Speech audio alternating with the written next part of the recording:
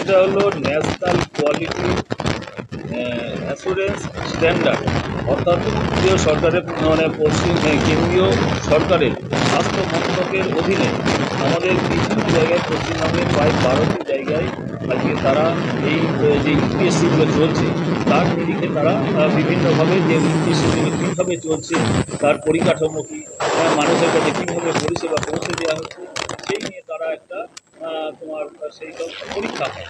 সেই পরীক্ষায় আমাদের শান্তিপুরের ইউপিএসসি 3 অর্থাৎ যেটা পঞ্চানন তলায় অবস্থিত, সেখানে তারা আছেন কেন্দ্রীয় সরকারের একটি টিম, 2 সদস্যের একটা টিম দিল্লি থেকে আসে। তারা এসে তারা সেখানে আমাদের পরিষেবাগুলো কীভাবে মানুষের কাছে আমরা পৌঁছে দিচ্ছি, সেই পরিষেবার গুণগত মান তারা বিচার করে তারা যে পরীক্ষা নিয়েছিলেন তার নিরিখে শান্তিপুর পৌরসভার পঞ্চাননতলা যে আমাদের ইউপিএসসিটা আছে ইউপিএসসি 3, সেখানে আজকে আমরা রাজ্যের মধ্যে আমরা প্রথম স্থান অধিকার করেছি। কারণ মানুষের কাছে এই পরিষেবাটা পৌঁছে দিয়ে আমাদের দায় এবং দায়িত্ব, এবং আমাদের যারা ওখানে ডাক্তারবাবু থেকে আরম্ভ করে আমাদের যারা স্বাস্থ্যকর্মীরা রয়েছেন তারা নিশ্চিতভাবে মানুষের কাছে সঠিক পরিষেবা পৌঁছে দিচ্ছেন বলে আমি মনে করি। কারণ আমাদের এখানে স্টেট জেনারেল হসপিটাল রয়েছে, তার সঙ্গে সঙ্গে আমাদের এখানে 3টে বিগত দিনে মাননীয় অজয় মহাশয় 3টি ইউপিএসসি তৈরি করেছিলেন। আমাদের নতুন বোর্ড আসার পর আমরা আরও 3টে নতুন ইউপিএসসি শান্তিপুরে স্থাপন করতে পেরেছি। আরও 2টো আমাদের অনুমোদন হয়েছে, খুব শীঘ্রই সেটা আমাদের কাজ অলরেডি চলছে। আপনারা জানেন আজকেই তার একটা ভিত্তিপ্রস্তর স্থাপন অলরেডি হয়ে গেছে, আজকে কাজ শুরু হয়েছে।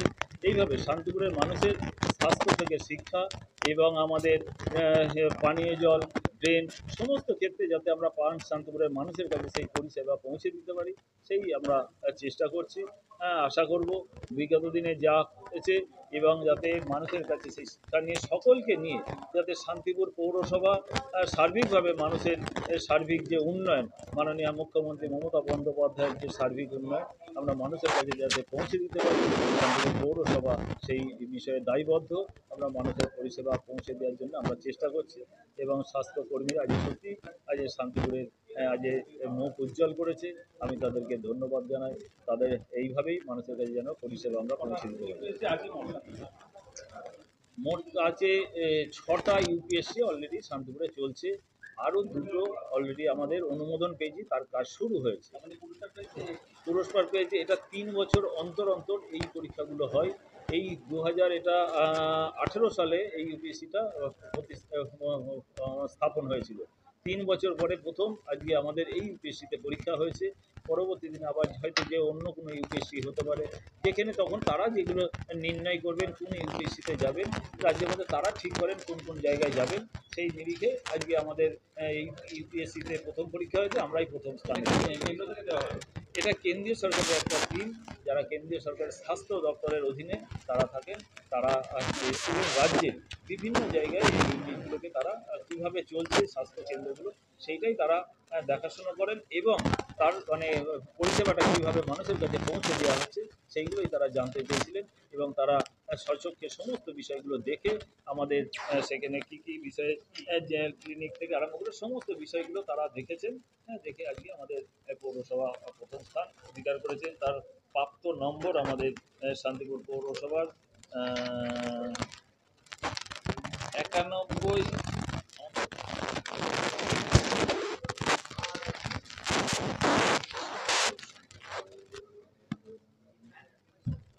91 91 কত আমাদেরটা কত পেয়েছে?